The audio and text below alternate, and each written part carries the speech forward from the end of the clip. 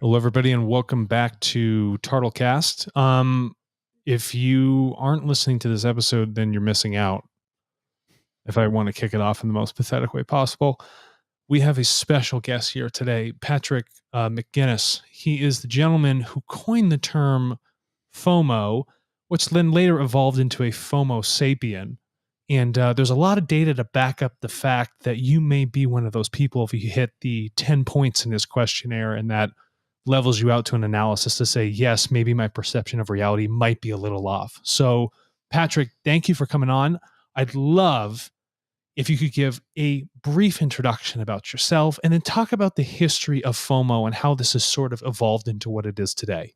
Sure. Well, thanks for having me, first of all. No So problem. I wasn't supposed to be doing all the things I do. I had planned a career in Wall Street. I grew up in a small town in Maine, went to Georgetown University, then went on to do investing for JP Morgan, went to Harvard Business School, then continued my career doing global investing at a division of AIG, which was going great until AIG blew up in 2008.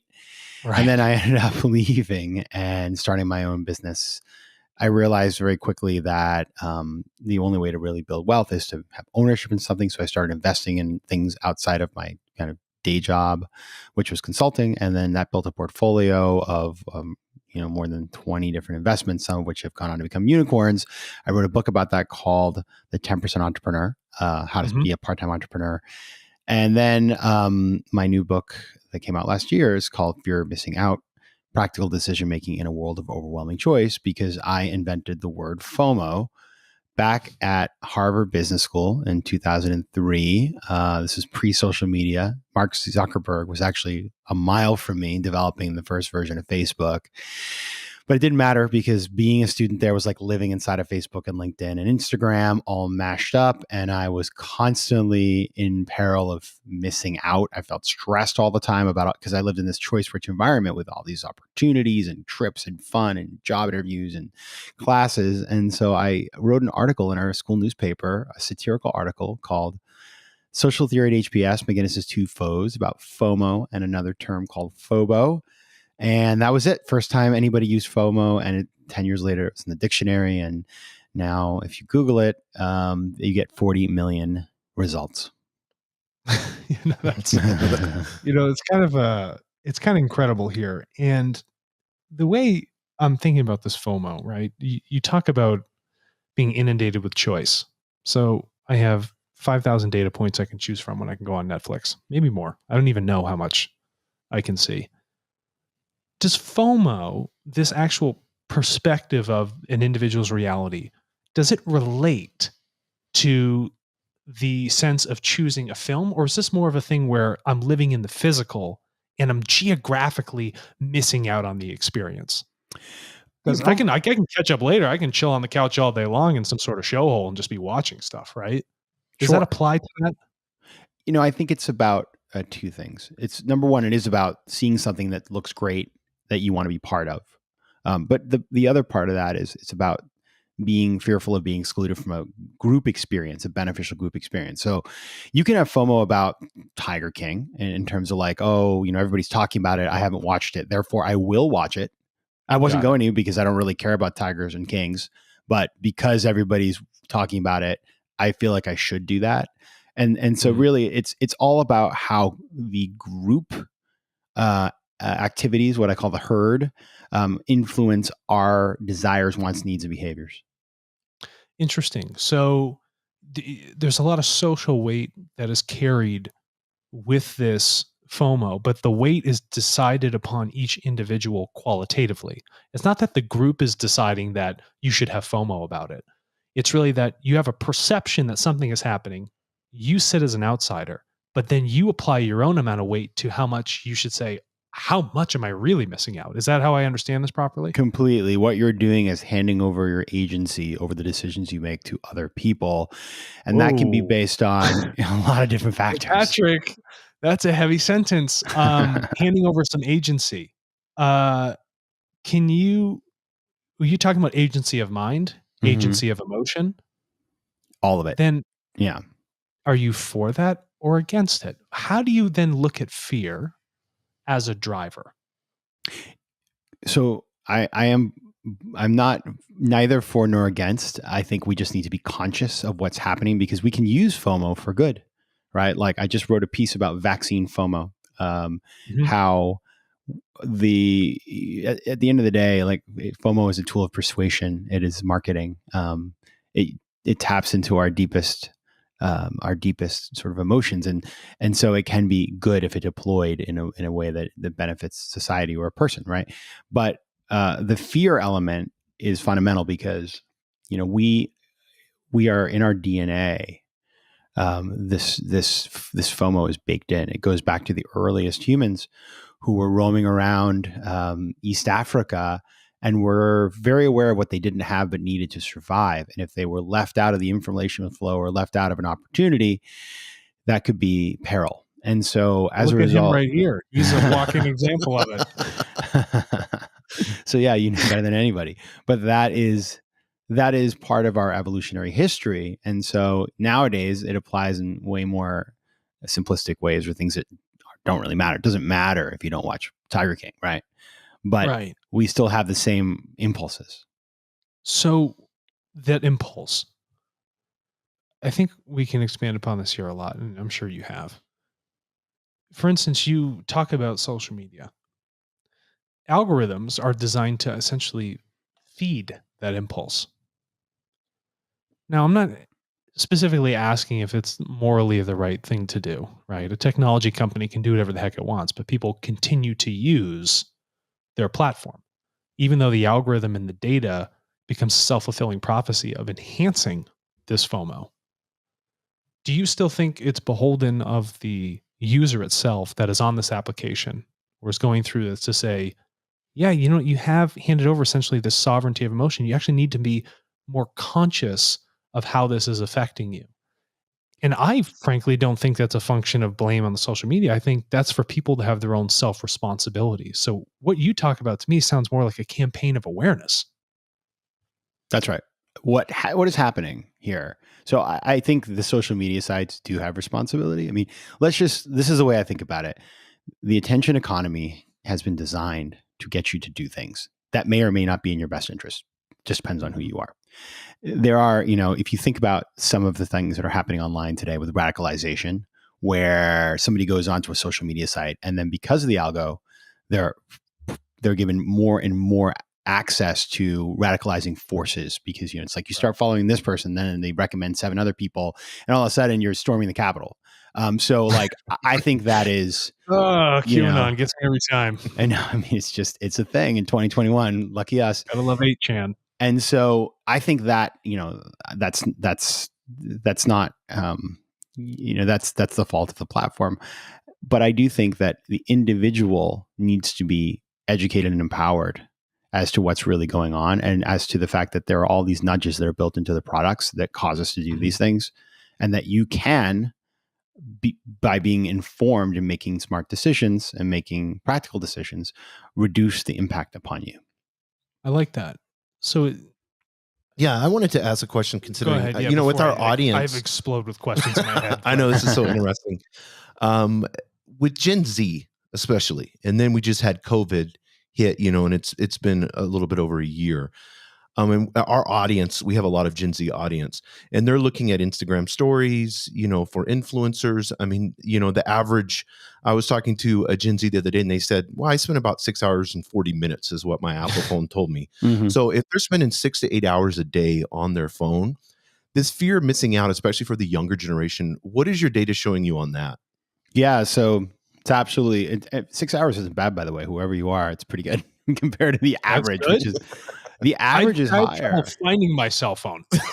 Yeah, because Gen Z consumes media via tablets rather than via TVs, right? So if you were to compare that with their parents who are consuming a lot of the same media on TVs, it's going to be pretty similar, actually.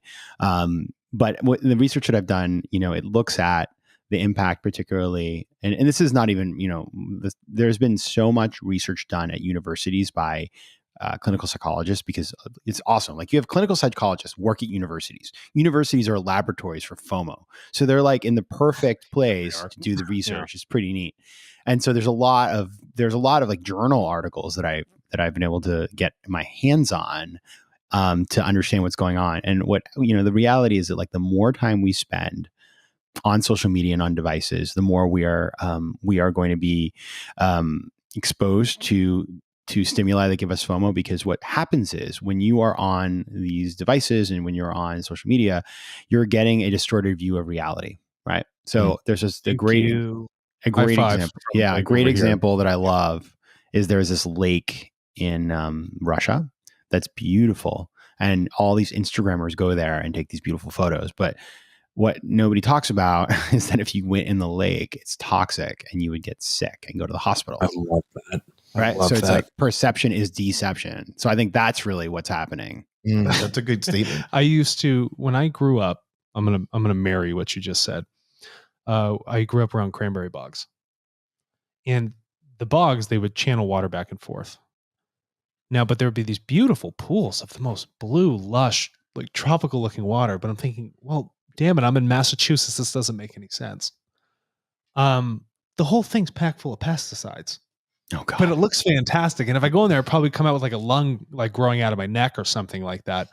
But that's the issue here is when we look at this sort of FOMO and we look at social media, it gives you a brief blip of an event that has occurred. But the data that occurs before and the data that occurs after is non-existent. So you're left stringing together a narrative in your own mind of this picture itself or this brief video. And then you have to create this summation of what you think reality is. So that's naturally distorting. And then when you pump this into the algorithms and you reinforce this and people are getting dopamine hits off of this sort of false narrative, well, then the autonomy drops away. You find this weird sense of addiction. And then when you talk about FOMO, it turns into this strange psychological state where I need to now live the narrative of everybody else rather than going out and doing something for myself that I want to focus on that's truly beneficial for me. My data is completely skewed. How I am internally going through my own programming, and you're just like getting rewritten with other programming. And so then I would ask, people become desensitized over time. Is there data that shows that if you've gotten so much FOMO, do you become desensitized and it no longer matters, or do you just become depressed and then choose a complete state of inaction? Yeah. So the data shows that the more time you spend on social media, there's a direct correlation with mental health issues and general sort of depression. And the reason is, and you kind of just said this, but I'll kind of put a finer point on it. So in writing the book, I interviewed this fantastic guy, actually, Michael Rogan, who is he's a biologist. Focusing on sort of neuroscience. And so he's got degrees from NYU in Columbia, and he's also an entrepreneur, but he's also a practitioner, a longtime practitioner and teacher of Buddhist meditation. So this guy is like a triple threat. Cool. Triple threat. Yeah, I like that. Yeah, he's boss. And so I interviewed him, and he explained to me that what's going on when you feel FOMO and the pathology that exists is generated by the fact that the more time you spend inventing all the details, as you've just sort of really correctly pointed out, like it's like, okay, I see the picture, it's very filtered, but I don't know that. And so I'm in my head like, wow, that person's life is better than mine. Everything they're doing is better. The more time I spend in that fictional world, divorced from reality, the more problems I have, because I stop living in the real world and I spend all this time in this world that I've invented that makes me feel like my world is crappy, and that it devalues all the things that I do have. So that's where the pathology happens, and that's where all of these negative effects happen. Wow, I literally, that slaps right there, that comment. And did he channel then that over outside of the very allopathic medical sense, in clinical psychology? Did he transition that over into the Buddhist meditation and what that means for someone at a spiritual level? I'm interested, and we have a lot of listeners that are Buddhists. So please, I'd love good. Share well, that. This is I'm in a crowd of people. I'm not a Buddhist, but I do practice meditation every day, and partially because of my conversation with Michael, because Michael was like, "Listen, here's the deal," because people, this is the problem, that you're disconnected from reality. The solution is to be present and to practice meditation as a way to reconnect yourself into reality and ground yourself. Nice. And so that, it's a clear connection between those types of emotions, and, meditation practice is a way to restore the balance, as it were. I do like that. Even when you look at meditation in a sense of how it acts on my nervous system, I record this thing. I have a IoT device, a Whoop, that's made up there in Boston. Mm-hmm. And, it allows me to record those things outside of what I qualitatively feel from my own emotional states. So it's not like the data is missed here. There's actually data to show that on a biological level for you, this is actually quite beneficial. And so you can find that the stressors that are had on a psychological state have a direct effect on the nervous system of the body, just from this process of fear of missing out and being on the social media and being coerced, rather than, why don't I track this, look at my observable data, and see how this can actually be something that's educational towards my reality and can help reinforce it rather than distort it. That makes a lot of sense. That's how I've been looking at it. Yeah, it makes a ton of sense. What I also really enjoy is, you coin a very simple question. It says, like, are you a FOMO sapien? Well, I'm not, but the fact that you've taken 10 questions and you put them on a 5-point scale for each one, I think is directly akin to what happens in the psychopharmaceutical space, where they have something they use called the FAST scale. And the FAST scale is, again, it's either 1 to 4, 1 to 5. And it asks an individual, before the doctor even goes to a diagnosis, it asks the individual, say, okay, where are you within these categories, to help define what this mental state is of you. So it's almost like you go through your own self-diagnosis, and from that, a psychopharmaceutical company can say, well, this is what we would recommend for a drug. So I think there's something interesting happening here with this scale of 1 to 5. And I don't know if you had looked at something like that before, but could you explain how you designed those choices of response in a quantitative format from 1 to 5 and the reasoning behind that? Sure. So yeah, in the book, there's this quiz, as it were. I mean, it's a diagnosis, as it were, diagnostic. It's not, quiz doesn't make it sound like professional. And the reality is that it is more than a quiz. And I'll tell you why, because I didn't write that. That was written by a team of clinical psychologists in one of the many reports about FOMO. And it has become the industry standard. So like, I remember, when I decided to do this book, I had a lot of data from my own life and whatever, but I was like, no, this is a book about psychology. I actually need to do a lot of primary research. And so I went to the New York City Library, that fancy, beautiful room that everybody knows. With all the wood. It's amazing. It just felt like the right place to go. And plus, if you're in the building, you get access to all these databases that you can't get online. So, and I downloaded I don't even know, 20 reports about FOMO that had been in journals, and, from people all over the world, in French and in Spanish and you name it. And this diagnostic was the industry standard, that it was cited in all the reports. And so I just decided to include it. And I think what it does is it shows, because it's used over and over again in all of in the research, it shows that, this is something that has been accepted by the scientific community, and therefore I felt very comfortable using it for my own work. No, I think that's incredible. Yeah, there's about 5 clinical psychologists that actually put that together in 2013 or what have you. But when you talk about the unpacking, okay, more people get dosages of social media than they do of most, drugs that are issued by their doctor. Is this sort of data regarding the effects of FOMO, social media's presence in it with exacerbating it, are other clinicians beginning to adopt this at large as now legitimate data points? Because social media and being on our phone and having that sort of addictive nature to it is changing our habits. So don't you think that is something that should be focused on, and are they focusing on it? Absolutely. Well, I'll tell you. So there's a lot there to unpack. I would say on the first side, on the scientific community side, absolutely. Like, a lot of the studies that you can find out there literally have people spend a certain amount of times on social media and then record their mood at certain points of the day. And then they go on a diet, and then they record their mood, and they actually compare. So there's like really interesting and easy ways to actually just see how social media affects personality. And they find that, for example, like social media exposure has a worse effect on mood, like on weekends and at night when people feel like there's something going on that they can't participate in. So that's very interesting stuff. Now, how does that play out, beyond just sort of the laboratory or the, the university setting? Well, I think there's a big conversation happening, and you see the companies reacting. So Apple and Google have these sort of digital wellness suites they've rolled out. Now, a skeptic says like it's, you've got like the sort of the person who built the weapon is now writing the peace treaty, which is, a fair point. Thanks for the nuke. Yeah, exactly. Like, great job, like Northrop Grumman and brokering that peace. We say this all the time. Yeah, that's you're dead. And I think there is like a lot to be said about that. And I know there's a great film, The Social Problem, that was made. That's been quite popular on Netflix.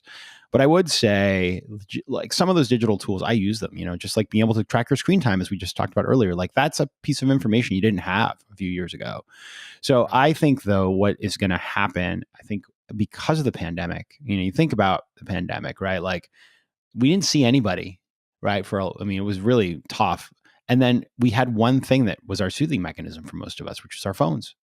So people's social media use went bonkers. Like, look at Clubhouse. Like, Clubhouse wouldn't exist in a world that didn't have a pandemic, in my opinion. And so the question is, like, what will happen going forward? Because the problem's not going to get better. It's just there are more and more sort of companies vying for our attention. And so, how are we going to fight back against that? I think that's an open question. Patrick, I saw a Google report a couple months back, and they were talking about the 2 and 3 screens. So, our FOMO now is, we have Netflix playing or YouTube, and then we have our phone in our hand. We have 2 things going on. They were even saying some people are having their phone down, picking up their phone every few minutes, having a laptop or tablet, and then also having the big screen. So these 2 or 3 screens and this fear of missing out. Have you seen anything with that? I haven't seen any specific research on that, but I think it's very clear that this is happening. I mean, if you look at the amount of just sort of like people who are consuming content across different devices, right? And the fact that more and more content is being produced in a way that you can also interactively get involved via the internet. I think that's sort of the future, and it's interesting because obviously we all know the data tells us that we're terrible at multitasking, like really bad.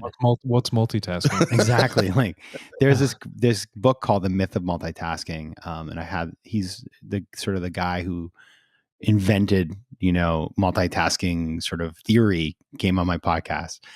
And, he was just like, made it very clear to me, there is no such thing, right? Like you said, Alexander. So I think that we don't sort of, I think it's still early days for this conversation. Like many things with social media, like the companies build something and then we are their lab rats to see like how they can monetize us.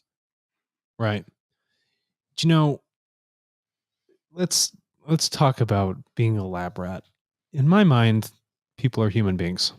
Jason shares this. Everyone at Turtle listens to this. People that, are associated with Turtle in any way, shape, or form across 200 plus countries associate this idea. Do you feel that this idea of FOMO, this enhancement of it through these algorithms, these self-fulfilling prophecies, as they essentially destroy our ability to have an attention span, they take away, in a sense, our sovereignty of our emotion and our mental state and warp it to something that's untrue? Do you find that fear is something that is de-evolutive to us, in that we are actually using technology for a monetary gain, but then is also de-evolving us in our mental states? For one aspect, when we talk about our values here at Turtle, we want to marry technology with what it means to evolve as a human being. Because if we just evolve technology, well, that's great for technology state, but we're left behind as a lab rat. Both of those things need to come together. The technology should actually help us evolve. So how do you see that sort of changing when there's such a strong incentive structure for monetization and attention, but at the cost of human evolution. It's a great tension, and I don't mean great in a good way. Like, it's not like a happy tension; it's a huge tension. And I think, the very simple way to think about this, from my perspective, is like, if you were to write down the attributes of somebody who has achieved self actualization, nowhere in there would you be like, aggressive use of social media, right? Mm.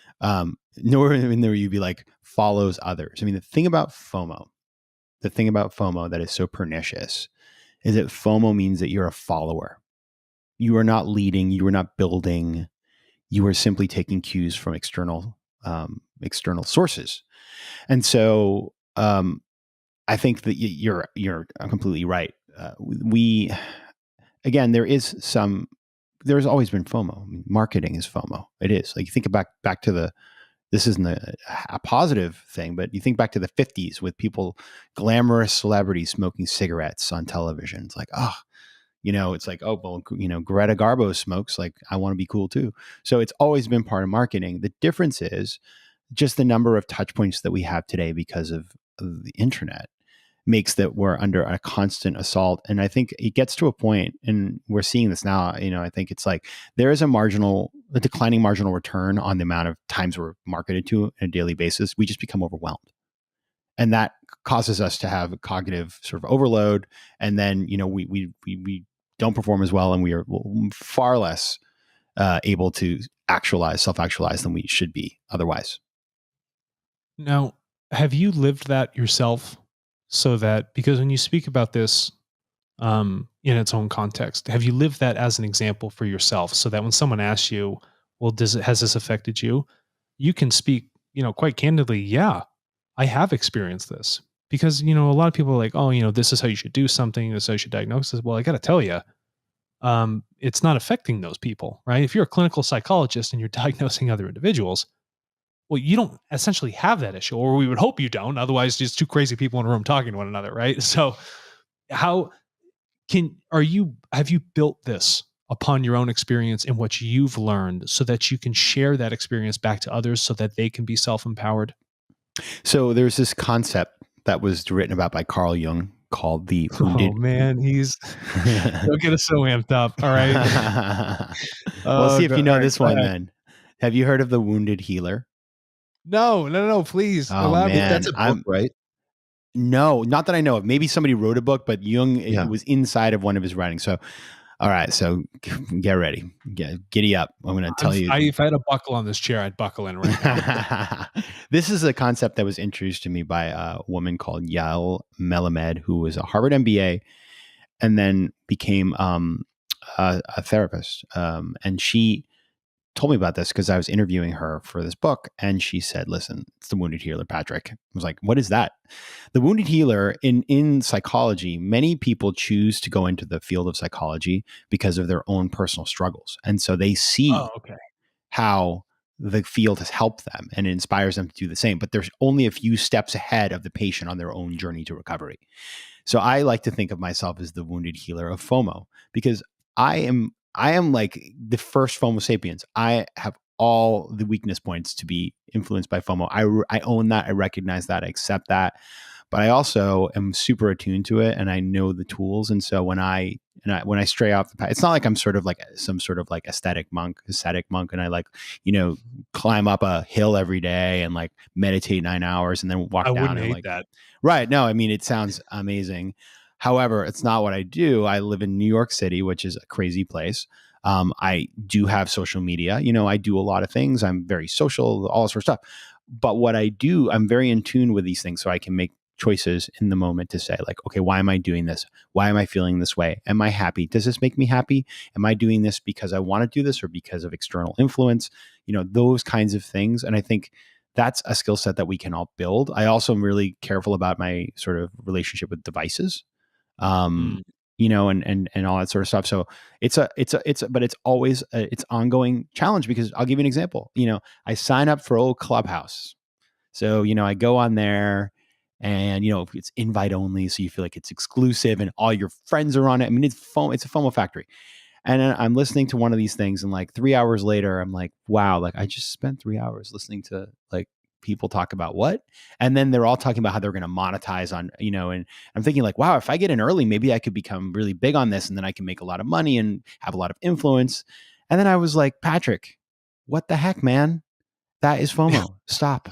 Patrick, you're falling for it again. Do not have a relapse. Yeah, okay? no, it's that's like TikTok. I downloaded it, I looked at it, it was like erase. So, so we are all tempted all the time, but if you have the tools, you can self-regulate. You have kind of a dichotomy in the book where you have Jomo. Can you kind of go into that a little bit? I really love the meaning of that. Yeah, so Jomo, so many feelings. I remember I was like on social media, and anytime FOMO was mentioned, I get a lot of inbounds from people. Like every time there's a commercial with FOMO, my dad takes a picture and sends it to me, which is thanks, Dad. Love that. So I'm so proud of you, Patrick. It's really good. It's really good to be like, we were at the Shaw supermarket, and we ran to the neighbors, and she said FOMO, and I just thought you should know that. So, which is awesome. Like, that's good stuff. But it's hysterical. Anyway, same with Jomo. When Jomo started becoming a thing, there was like an Instagram post about Jomo that went viral, and a million people sent it to me, and I was like, this is interesting. I look into it, and the thing about Jomo is joy of missing out, is this notion that like everybody is at the party and you're at home, like in your sweatpants eating Ben and Jerry's, and you're loving that you're not there. You're just like reveling in missing out. All right. So like that is in my view, it's like, if you really had Jomo, like why the heck are you posting about it? You should be eating your damn ice cream. You actually have FOMO. This is like a secondary step to say, I don't have FOMO. I got the Jomo. This is the ego trickery. Yeah, it's exactly right. It's so performative. You know what I mean? And so like, I just don't use the term. Like I get it. And it's kind of like when you think about like the ultimate goal of like detachment, when you think about like meditation, like if you're really detached, you're going to be like, wait, let me say, hey everybody, I'm super detached right now. Like this is great. Wait, that's such a great point. Who's the guy that was walking around and says, I don't need to meditate? Oh yeah, no, we were watching Eckhart Tolle. And he had said, he goes, I don't need to. He told Oprah, I think he's like, I don't need to meditate anymore because I'm in a constant state of meditation, 24/7. Wow. Detached is right. Detached from reality. Yeah, that's a lot right there. That's hysterical. Listen, Patrick,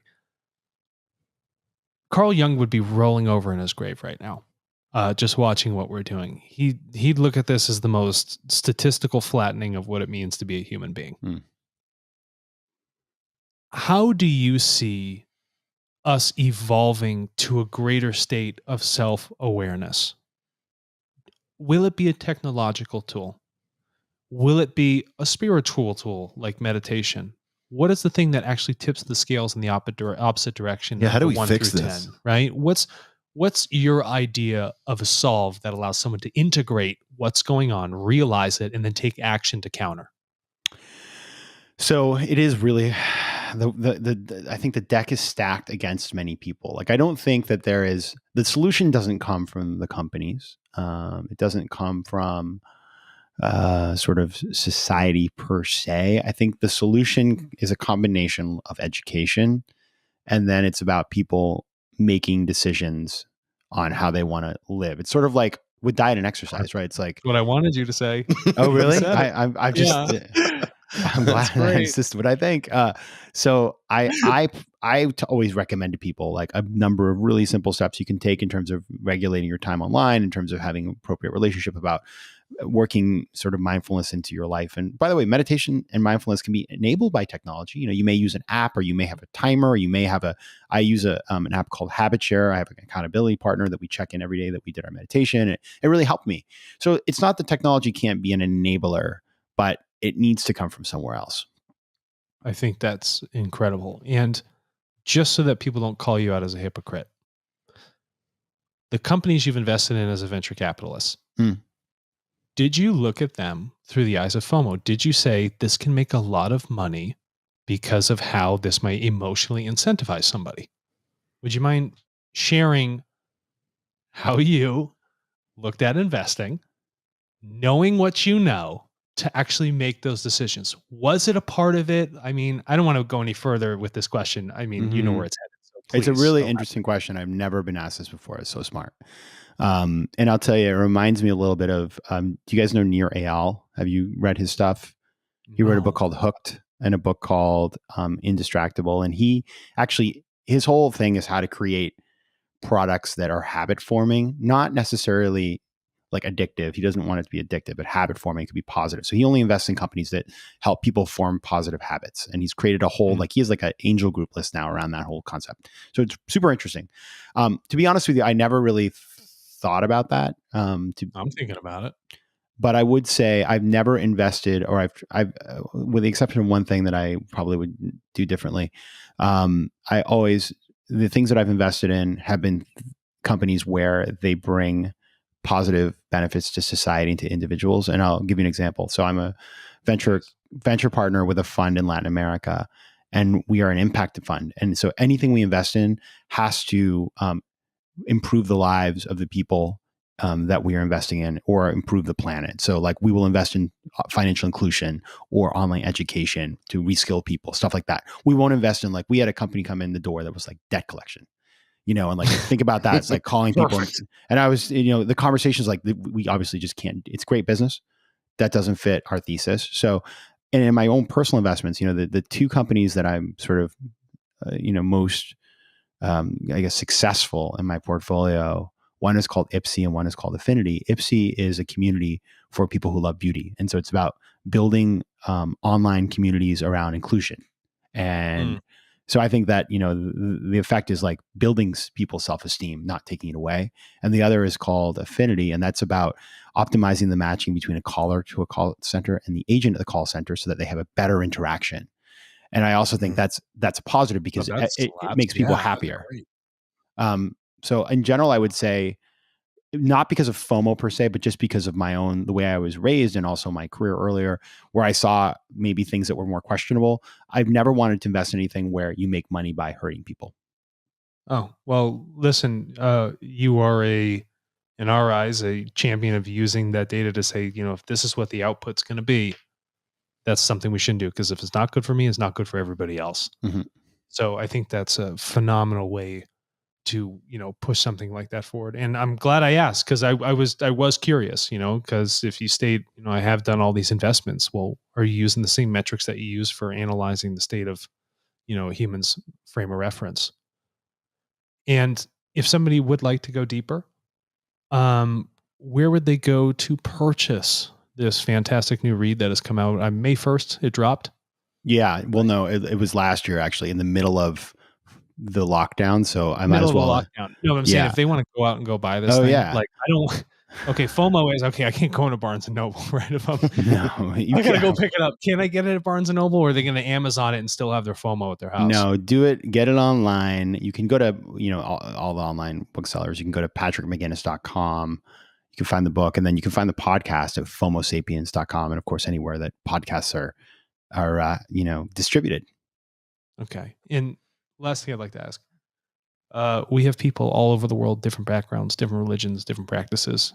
What would be like a final message you would want to leave them to make sure that it resonates from what you spoke about today?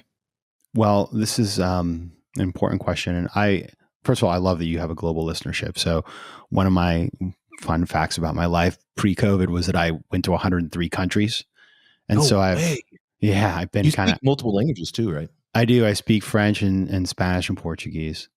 And some English, and so I'm a global citizen. I really think from a global perspective. I love traveling and being in different places and putting myself outside my comfort zone. And I just would say this, which is that I had this experience that was very formative for me. I was in Lebanon in 2017, I believe, and I went. I managed to get a friend of mine who worked in an NGO. She arranged for me to spend a day at a Syrian refugee camp in the valley, in the Bekaa Valley on the border. And so anyway, I went, and I was welcomed into people's homes. And these were people who were, middle-class folks who, had apartments and houses back in Aleppo and in Damascus. And they were living, in really tough situation, and didn't matter. People welcomed me in. And I noticed there, people had a lot of FOMO because, they were stuck. They had their phones. They knew what was going on in the rest of the world, but they were trapped where they were. And I just thought to myself, when I got back to my air conditioned hotel room, like, I need to just be way more grateful for everything that I do. And I think we all need to be more grateful. So like, again, it comes back to like valuing what you have and not devaluing it because of some fictional thing out there. And so what I do every day as part of when I meditate is I think of 3 things that I'm grateful for. And, that kind of puts me in a better headspace to appreciate, even in the hard times of the last year, being thankful I have a roof over my head, that I, have family, that I, have my health. And I would encourage people to do that. When you feel grateful for what you have, when you are, in an environment where you recognize the good, then the temptation to feel FOMO is far less. That's awesome. And thank you for offering personal solves and awareness to this thing that is legitimately affecting people all over the globe. My So, pleasure. Patrick, thank you for coming on. This has been immensely insightful. We'd love to have you back on as this data continues to expand and we try to take more humanitarian efforts and create that impact globally. And we'd love to even use you as a barometer and a muster test for what we're doing. Love it. But definitely. Yeah. Well, listen, thank you again, and hope to have you back soon. Thank you, guys.